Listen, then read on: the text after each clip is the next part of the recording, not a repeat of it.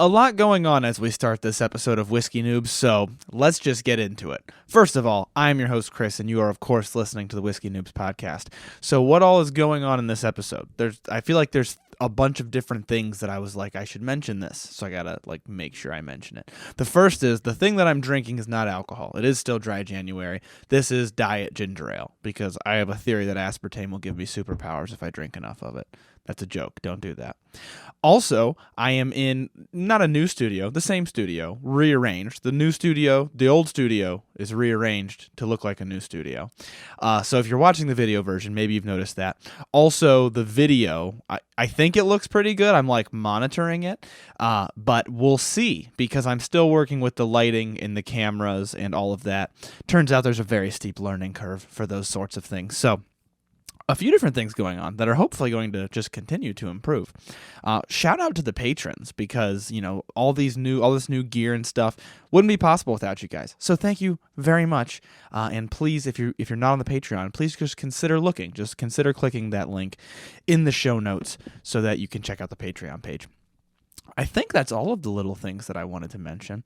I also wanted to mention we got a bad review on Apple Podcasts, I think, the other day. So apparently myself and my guests were chewing in the microphone, which I can understand. I've listened to podcasts where people do that, and it's irritating. I don't think that's grounds for a 1-star review and very cruel words, but, that's why I'm the one making the video and not the critic. I couldn't be a critic, I guess. So I say all of that to say, if you haven't yet left a review and you like the show, please consider leaving a 5-star rating or review. It helps out a ton, especially to counteract those bad reviews. So if you like what we're doing here and you don't mind the occasional chewing in the microphone, then please consider leaving a 5-star rating on Spotify or review. You can even type out your thoughts on Apple Podcasts. I would very much appreciate that, or whatever you're listening on if they allow ratings. That should be all of the announcements. Now, today is going to be a pretty fun episode. I think a lot of people are really going to like it because I have had some requests for something like this. This actually started, I'm pretty sure, from a Q&A episode where you guys ask questions and I answer them for you. And I'm pretty sure, if I'm not mistaken, somebody asked about the history of bourbon. And this might have been a few episodes ago. I don't really remember. But if I remember correctly, somebody did. And I thought that would be a great episode. So that's kind of what we're going to walk through today. Now, what is the history of bourbon? There's so much. There's so much we could talk about with the history of bourbon. So I've narrowed it down to some topics that I think are very important and some of the different myths and legends that have happened with bourbon that have just kind of developed over time. And we're going to talk about those and a few different things that I researched, and there's a couple different, I don't want to say opinions, but a couple different takes from different websites, which I will mention as we're going through it. So I think it'll be fun. We're going to talk about where bourbon originated from, like whiskey just making it to the United States, who may or may not have been the inventor of it. Of course, we got to talk a little bit about prohibition and about the bourbon glut that happened in the late 20th century. 1900s means 20th century, right? I think so. That one, the late 1900s. A few different things, which I think is going to be very cool, and a lot of it was interesting as I was researching it. I bumped the camera, so it may have moved a little bit. Once again, we're working with this new studio. There were a lot of things as I was researching the history of bourbon that I was like, this is it's so rich, and the history of bourbon, it's corny to say, and I've had people say it to me, and I thought, this is corny. But as you're researching it, you're really realizing the history of bourbon is kind of American history. I think it was Melissa from Old Forester who said, America really grew up with bourbon, and that is so true, especially with a few different things that we're going to be talking about. So let's start walking through that a little bit. This is just going to be kind of a casual walk along the timeline that is bourbon growing up in the United States. Starting off with the name. The name isn't necessarily we're not starting off pre-bourbon yet, but I want to talk about the name of bourbon because I've talked about it in a very old episode and maybe you didn't go back and listen to it. The name most likely comes from the French Bourbon dynasty. So this is actually a French dynasty of family known as the Bourbon dynasty. And so that name, Bourbon, the French one, was used in the United States for Bourbon County, Kentucky, and it was also used for Bourbon Street in New Orleans. And so there's some debate about whether it comes from Bourbon County, Kentucky, the name for the whiskey comes from Bourbon County, Kentucky, or comes from New Orleans, or what it is. But either way, it originally comes from the French name Bourbon, which probably they didn't pronounce Bourbon. It's probably I can't do a French accent, but Bourbon or whatever, you know what I mean? It's probably something like that. So the spirit bourbon might get its name from New Orleans, might get its name from the area in Kentucky. I don't really know. Nobody really knows. And there's a lot of different stories which we'll talk about as to who invented it and how maybe that name became the name that it is. But before we get to a spirit actually called bourbon, we've got immigrants coming to the United States, as they did back in the 1700s. And, of course, as they came over from overseas, they brought distilling with them. Distilling was already in England and in that whole area, especially with barley. You saw a lot of single malt whiskeys over there. And so in Ireland and in Scotland, barley was plentiful, so you distilled barley. Now, when you came over to the United States, corn was plentiful, so you distilled corn. And so we've got people practicing basically the same thing, but they have different grains, and so they're using the grains that they have available to them. At first, this corn that they were distilling down, they would ferment it and then distill it. It was unaged, so it was kind of like moonshine. And that is kind of where we leave whiskey and start to move towards bourbon. But that was the landscape. And actually, before necessarily bourbon was invented, Evan Williams actually founded the first ever commercial distillery. But that's not to say it was a bourbon distillery. It was distilling whiskey. It was distilling whatever they were calling it at the time. We haven't yet gotten to people actually calling it bourbon and the quote-unquote invention of bourbon. So the stage is set. We've got this moonshine-like substance that's just unaged corn whiskey. We've got Evan Williams opening up a distillery. The first commercial distillery, I should make a point to say, there's probably other people, there's definitely other people doing distilling, using it for trading and for bartering. That's going on. But we have Evan Williams actually licensing a commercial distillery. Now, this is in 1783. If you know your U.S. history, 1776, the Declaration of Independence. We're talking America is young, okay? This is happening throughout the first decades of America. Most of what we're talking about today is what's going on. So we're still in that very early stage. I just want to keep that in mind. I want to make a note of that. Now, who invented bourbon? So where did bourbon come from? Not this unaged moonshine whiskey that we currently have if we're sitting in 1783 or whatever year that was. But bourbon. This is widely disputed. There's no correct answer that everybody's 100% agreed on. But the one you're going to hear about probably the most is that Elijah Craig invented bourbon. I just said Evan Williams for the distillery. I'm getting all confuddled. Two different E names, which is, right in the beginning of bourbon history. Elijah Craig is said to have been the first person to take this unaged corn whiskey and put it into barrels and then age it into what basically then was bourbon. However, this is a pretty disputed story. One website, which I wish I had written down, but for some reason I didn't, somebody online was saying that it could be the case that people started perpetuating that story about Elijah Craig in the Prohibition era to try to counteract Prohibition, to try to go against it because of the fact that Elijah Craig was a Baptist minister.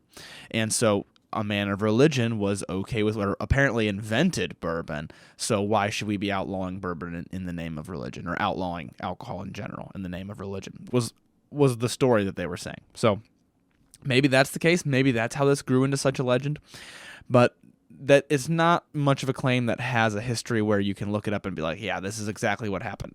We don't really know. There's a couple other stories. So I've heard that whiskey was put into barrels in order to ship it down the Mississippi River, and it took so long to get down there. By the time it got down there, it was aged, and it had this dark color to it. And people were like, I really like this, and thus bourbon was born. I've also heard that maybe people were aging their bourbon in barrels because they wanted it to look more like brandy, to make it a little bit more appealing to consumers who were used to brandy at the time. Maybe that's the case. Nobody really has a great straight answer. So that's probably the biggest moral of the story. Most likely, as with everything else, the recipe just evolved over time. So people were making this whiskey. It wasn't aged at the time. Then they kept keeping it in barrels, or it was probably already being kept in barrels, but it started staying in them long enough that people realized, hey, I like it with this dark color. It starts to have more flavor. Then they're like, let's push it. Let's age it longer. That's probably how it happened. Just like bourbon's still evolving today, it probably just slowly evolved over time like that. Then people probably started playing with different grains to see what different flavors could be added to it, and boom, you've got all this different experimenting going on, and eventually you've just got bourbon. That's probably what was likely to happen, but you're going to hear a lot from other people or from online or from wherever that Elijah Craig was the inventor of bourbon. So that's where that comes from, and maybe it was just actually a piece of anti-prohibition rhetoric or propaganda, however you want to look at it, because once again, Elijah Craig was a Baptist minister. And if he did invent it, he invented it in the late 1700s. So once again, right there with the birth of the United States. Now, fun fact, according to the ABC Fine Wine and Spirits website, this actually led to the invention of the drinking straw. So as the legend has it, the inventor of the drinking straw, Marvin Chester, he glued together paper to form it into the drinking straw. Why would he do that? Well, you used to drink your cocktails or your bourbon through a ryegrass straw. Why was that hard for me to say just now? A ryegrass straw. So you take a piece of ryegrass and it was hollow on the inside. You could drink through it like a drinking straw because they didn't have drinking straws yet. Legend has it that Marvin was upset with the straw falling apart. He was annoyed by it. So he took paper, he spiraled it up, he glued it together, and then he used that as his drinking straw. And then boom, the drinking straw was born. So that is a little nugget of history just kind of buried in the history of bourbon. I thought it was really interesting because I guess I don't know if it's just how I was raised or if it's just like modern society. When you think drinking straw, I'm usually thinking like a milkshake because it's like hard to pull something through, hard to pull a milkshake through a drinking straw. Or maybe you're thinking like pop or something, but it's just something we take so for granted now that we don't even really think about where it could have come from. But it came from bourbon. It came from drinking alcohol, as did so many things. So fun little nugget there for you on the history of bourbon. Now, that leads us up to bourbon basically being created, or whoever created it, it leads us to that point. Now, there are a few different things that happened in bourbon's history that really shaped it to what we know today. This one, I don't know how much it shaped it, but it's certainly incredibly interesting. The Whiskey Rebellion. We actually mentioned this on episode, I think, 10 or 11, where I had Will and Tyler on. And I think it was Tyler had mentioned this. And I thought, that's really interesting. How have I not heard of that? So I did some more research on it. The Whiskey Rebellion started because the government started to tax whiskey in 1791. So this was George Washington, if I'm not mistaken. Hopefully I'm not wrong there. I'm going to sound really stupid, but I'm pretty sure it was. Decided to enact a tax on whiskey. Now, the locals refused to pay the tax because they saw it as unjust, and there was also different things happening, I guess, socioeconomically, where it seemed to favor bigger distillers, so your local distillers were very upset about it. Now, a bunch of people started refusing to pay it. Eventually, you've got lots of violence against the tax collectors to the point where they're harming each other. So the locals are refusing to pay this tax. It's really hard to even get it out of them. And now they're actually going out and harming tax collectors. This is old school America, no taxation, right? So finally, they gathered a ton of rebels. There was a bunch of different violence. They burned down somebody's house. They eventually get towards Pittsburgh in Pennsylvania. And they're a formidable force at this point. The government's rather worried about it, and it seems like maybe they're going to do something to Pittsburgh. Well, Washington, so it was Washington because I have it in my notes, thank goodness, I'm not crazy. He sent in the militia to stop this. He was like, we need to make a move here. Something's not right. Let's go in there. Let's show our force, just show the power. And apparently, I can't find anything to say that this was overly violent. It just seems like that was what happened, was the show of force to stop it. The rebellion was stopped. Overall, it was relatively nonviolent. I think, if I remember correctly, like 2 people ended up being convicted, and I think Washington pardoned them. I didn't put that in my notes here, but if I'm not mistaken, that's what happened. And it wasn't repealed, though. So the tax stayed in place, and people were still very upset about it. And eventually, it was kind of like a tax you just couldn't collect. Nobody was paying this tax. And so finally, once again, this started in 1791. Finally, in 1801, Jefferson took office, and then they repealed the tax on whiskey. And so this is a near full revolution very early in America's history, which a lot of people don't really know about. Like, I didn't know about it. But it was very close. If the militia hadn't been intimidating enough, if the rebels hadn't backed down so easily, this is seen, at least by the historians that I was reading up on, as being very nearly a full revolution. But what it was, more importantly, was a test of the new government's authority, because this government's brand new. And it was a test that they passed because they stomped out the embers of this rebellion before it even grew into a flame. So this was really, once again, America growing up with whiskey. You're seeing that the first test of government authority is over taxing alcohol, and it's known as the Whiskey Rebellion. So that was the first big step towards seeing if people were going to respect their new government or not, and thankfully they did, and we now have the government that we have today, regardless of your opinion of the government. We now live where we live today if you live in the United States. So then, as far as my notes are concerned, not a lot happens. We continue making alcohol and drinking alcohol, and then we get to 1919. And if you are familiar with United States history, you know that that's when Prohibition started. Prohibition, if you haven't heard of it, is the outlawing of all alcohol, except for medicinal purposes, in the United States from 1919 to 1933. At the time, alcohol was seen as this terrible, sinful substance. It was basically thought that alcohol only leads to bad things. And so why do we need it? Why don't we just get rid of it entirely? And so then, as the story goes, obviously they outlaw it, and things go awry. Awry, that wasn't even an intentional pun. But things go bad. Things go poorly. Organized crime blows up. People want their alcohol. They're going to find a way to get it. But what did that do to bourbon? So, as you might expect, a ton of distilleries had to close down. Other ones became very nearly bankrupt. They're closing doors. Some of them are dumping out product. Some of them have product, but they're just not allowed to touch it or do anything with it, so it just sits there. And really bad time to be a distiller because there's not much you can do. Now, some people could, as I mentioned, distill as medicinal purposes, or they could sell their whiskey for medicinal purposes. They might actually not have been able to distill it. I would have to look that up. But whatever whiskey it was that they had, or that they were allowed to distill, whichever it was, they could sell for medicinal purposes. That was like the only way to sell whiskey and try to stay alive and keep your doors open. Now, after the repeal, mostly the major distilleries remained. The big boys who were able to survive Prohibition are the ones that remained. And then you've got the United States decides after we repeal Prohibition, we're going to leave all the alcohol power to the states. We're going to just let the states decide what they want to do. Now, here's the thing. Regardless of your opinion of states' rights, the problem that had was we now have the alcohol system in the United States that we have today. If you're not from the United States, let me enlighten you. It's terrible. Every state has different laws. It's incredibly difficult to ship any kind of alcohol from one state to another. The whole shipping industry, especially now that we have the internet, obviously they couldn't have known that back then. But now that we do, everything's messed up. And it's very difficult to ship any kind of alcohol. And that's what's left us with these super weird laws where none of the states agree on what to do. And it's very confusing.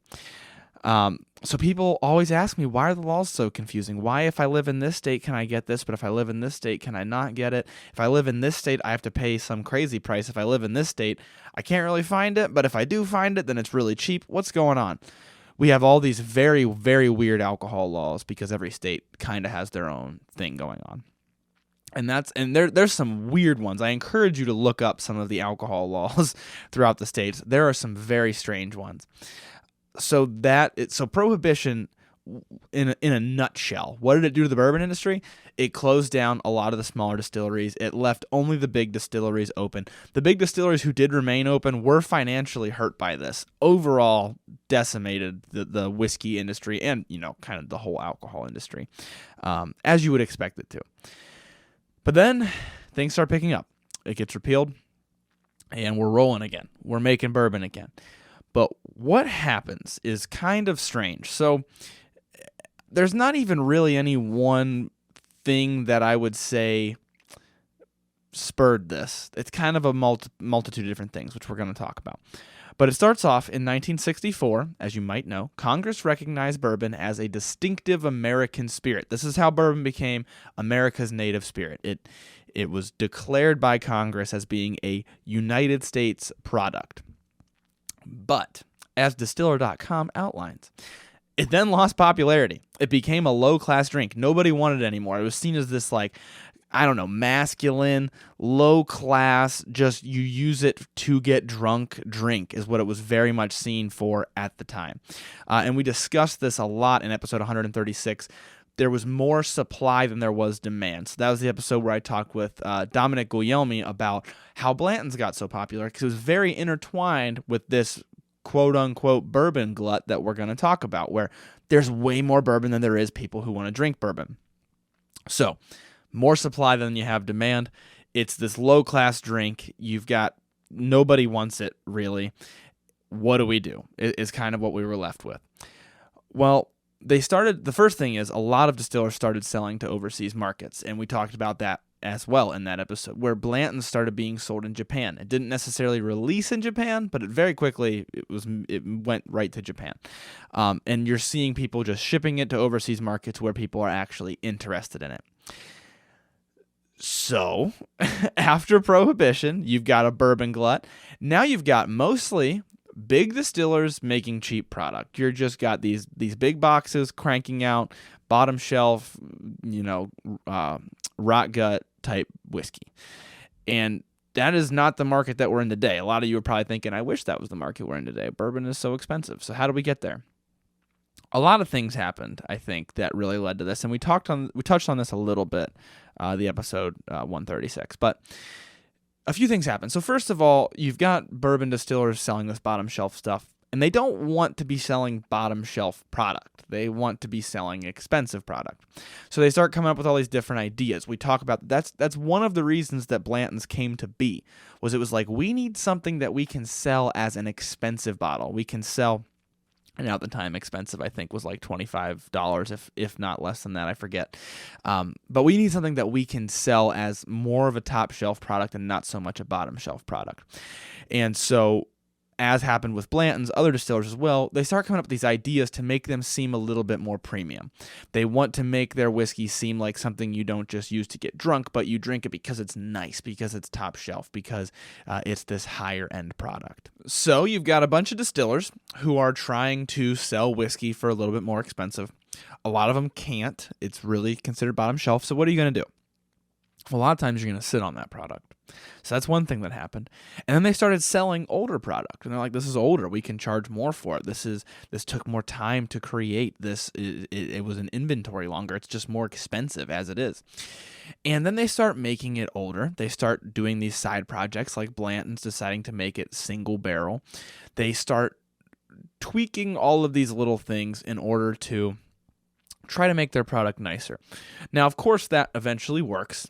And as that works, also public interest just begins to increase. This is one of those, it's an ebb and flow. For a while there, people were really into clear spirits. They really liked the vodkas and the gins. But then people start to care about this bourbon again, and they kind of like this, grittiness that it has to it, this body that it has to it. And in the meantime, you've got all these new marketing techniques like Blanton's with this fancy bottle and this pony on top of it, and it's single barrel. What does that even mean? And it's unique. So you've got all these things that came out, plus now the public's like, hey, I think we might like that anyways. Now there's all this new marketing for it. Now I really think I like it. And then it starts to pick up its pace again. it slowly grows. So then bourbon just kind of becomes what you might think it is. It becomes kind of regarded as a whiskey that you can sip, and kind of like single malts. Single malts always held a pretty decent regard. So you thought you could sip on it and you can have it, with dinner or whatever. And it gains this nice regard, but you've still got largely similar, I don't want to say similar recipes because then people are going to come at me with how different the bourbon world was, but you've got largely a more narrow landscape than we have today. But you got all these big distillers making all these different bourbons, and most of them are, pretty much all of them are following the exact bourbon laws. You don't have any special finishes. You don't have anything like that. At least not on purpose. Maybe like Old Forester, you had a fire and you had to put your whiskey back into barrels, and then you have a double barrel. But either way, nothing super creative. So then it continues, and people keep drinking it, and it becomes more and more widely known. So once again, this started in about the 60s, 70s, into the 80s, and then as we get into the 90s and then into the 2000s, it's growing, and people are starting to care again. And then in the 2000s, you've got this explosion where craft distilleries start popping up. Everybody's trying unique, different things. Everybody wants to be different. And then you've got this bourbon, call it renaissance or call it a bubble, depending on who you ask, that we're kind of living in right now. And that continued on into the 2000s and brings us to where we are right now. I'm recording this on the 18th of January in 2024. And we've still got this just booming bourbon industry, whether you want to call it a renaissance, whether you want to call it booming, or whether you want to call it a bourbon bubble. But a lot of things really led to that. You started having that good marketing that I mentioned. Public opinion started increasing. And then you've got this catalyst of the internet, social media, those darn influencers who talk about good bourbons and then everybody buys them, such as myself. Those sorts of things start popping up, even as simple as just Facebook groups, people talking about it, and everybody wants to be a part of something. And so then it really piles and piles and builds, and as the demand increases, you've got people throwing their hat in the ring and more craft distilleries popping up. And it's still going. For the most part, it's still going. And then I think you've even got another layer on top of that. I think that brings us into the 2000s, and I think the internet was the catalyst that took it from, hey, Blanton's is now a high-end beverage, to, hey, now you cannot find Blanton's. I think the internet did that. But then there's also a relatively recent thing that happened in 2020 where everybody got locked inside and everybody started picking up different hobbies because they were bored. And I think that really was a huge, huge catalyst to the bourbon industry. You started seeing, and this is even as somebody who I started kind of quote unquote bourbon hunting somewhat late. But even since I started, it has gotten exponentially more difficult. The lines have tripled in length. The number of people joining daily still seems to be going up.